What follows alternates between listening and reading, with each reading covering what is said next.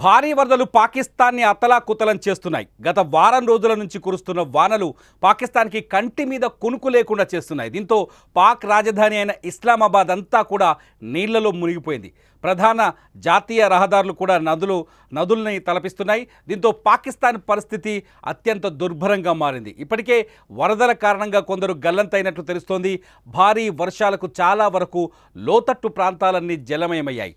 రోడ్లన్నీ వరదలుగా మారి ఉప్పొంగి ప్రవహిస్తున్నాయి. ప్రస్తుతం పాకిస్తాన్లో రెడ్ అలర్ట్ ఎమర్జెన్సీని ప్రకటించారు.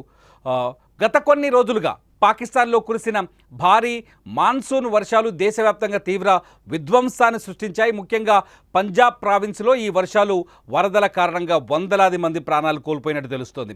వేలాది మంది గాయాలయ్యాయి, కొందరు నిరాశ్రయులయ్యారు. అనేక గ్రామాలు, పట్టణాలు నీట మునిగాయి.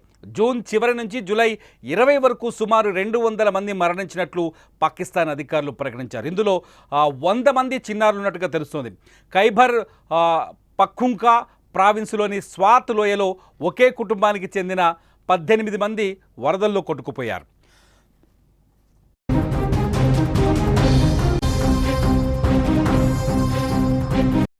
వీరిలో 7 మృతదేహాలు మాత్రమే ఇప్పటివరకు దొరికాయి. సహాయక చర్యలు ముమ్మరంగా కొనసాగుతున్నాయి. అయితే నీటి ప్రవాహం ఉధృతి కారణంగా రెస్క్యూ ఆపరేషన్లు సవాలుగా మారాయి.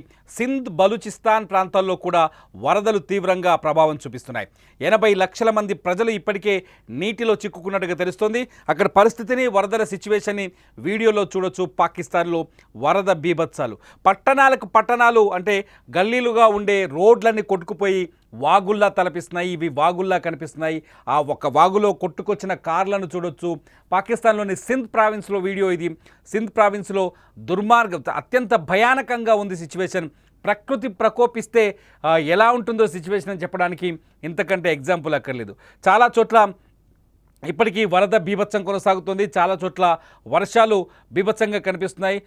కొన్ని చోట్ల వరదల్లో కార్లు ఇంకా కొట్టుకొస్తున్న సిచ్యువేషన్ కనిపిస్తుంది. చాలా చోట్ల బ్రిడ్జ్లు తెగిపోయినట్టుగా తెలుస్తుంది. వరద దాదాపు 200 మంది, ఇప్పటివరకు 200 మంది చనిపోయినట్టుగా తెలుస్తుంది. వేలాది మంది, అంటే దాదాపు 80 లక్షల మంది ఈ వర్ష ప్రభావానికి గురైనట్టుగా తెలుస్తుంది. వేలాది మంది నిరాశ్రయులైనట్టుగా తెలుస్తుంది. చనిపోయిన వాళ్ళలో పసిపిల్లలు ఎక్కువగా ఉన్నట్టుగా సమాచారం అందుతోంది. దాదాపు 100 మంది పసిపిల్లలు ప్రాణాలు కోల్పోయినట్టుగా అక్కడి పాకిస్తాన్ మీడియా రిపోర్ట్స్ని బట్టి మనకు సమాచారం అందుతుంది. మొత్తానికి వాతావరణం, ప్రకృతి ప్రకోపించింది. పాకిస్తాన్లో విధ్వంసాన్ని సృష్టిస్తోంది. పాకిస్తాన్లో తీవ్రమైన, దుర్భరమైన పరిస్థితులు కనిపిస్తున్నాయి. చాలా ప్రావిన్సుల్లో వర్ష ప్రభావం చాలా స్పష్టంగా కనిపిస్తుంది. పంజాబ్, బలూచిస్తాన్, సింధ్ ఏరియాల్లో ఈ ప్రభావం చాలా ఎక్కువగా ఉన్నట్టుగా మనకు సమాచారం అందుతోంది.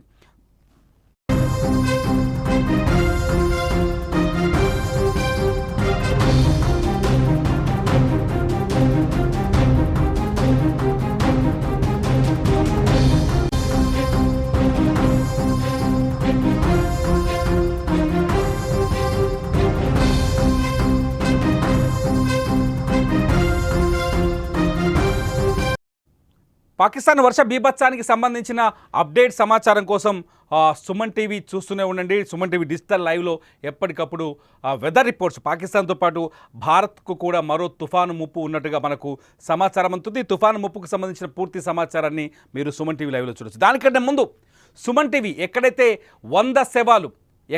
100 శవాలు ధర్మస్థలిలో 100 శవాలు ఉన్నాయి, ఆ 100 శవాల్ని పాతిపెట్టాను నేనే అంటూ ఒక పారిశుద్ధ్య కార్మికుడు జూన్ 3వ తేదీన పోలీసులకు ఫిర్యాదు చేశారు. ఇప్పుడు దేశవ్యాప్తంగా సంచలనం సృష్టిస్తున్న ఈ 100 శవాల కథ వెనుకున్న అసలు రహస్యాలు ఏంటనే తేల్చే పనిలో సుమన్ టీవీ అక్కడ గ్రౌండ్ రిపోర్ట్ చేసింది. ధర్మస్థలిలో నుంచి సుమన్ టీవీ వాస్తవ విషయాల్ని సుమన్ టీవీ ప్రేక్షకులకు అందించే ప్రయత్నం చేసింది. సాయంత్రం 7 గంటలకు ధర్మస్థలి నుంచి ఈ 100 శవాల కథల వెనుక ఉన్న అసలు వాస్తవాలేంటని వివరించే ప్రయత్నం చేస్తుంది. ఆ గ్రౌండ్ రిపోర్ట్ని మీరు చూడాలంటే ఈరోజు సాయంత్రం 7 గంటలకు సుమన్ టీవీ డిజిటల్ లైవ్ని ట్యూన్ చేసి పెట్టుకోండి. సుమన్ టీవీ డిజిటల్ లైవ్లో ఈ పూర్తి వివరాలను మీరు చూడబోతున్నారు. ధర్మస్థలిలో 100 శవాల రహస్యాల 100 శవాల వెనుకున్న అసలు రహస్యం ఏంటి? ఈరోజు సాయంత్రం 7 గంటలకు మీ సుమన్ టీవీ డిజిటల్ లైవ్లో.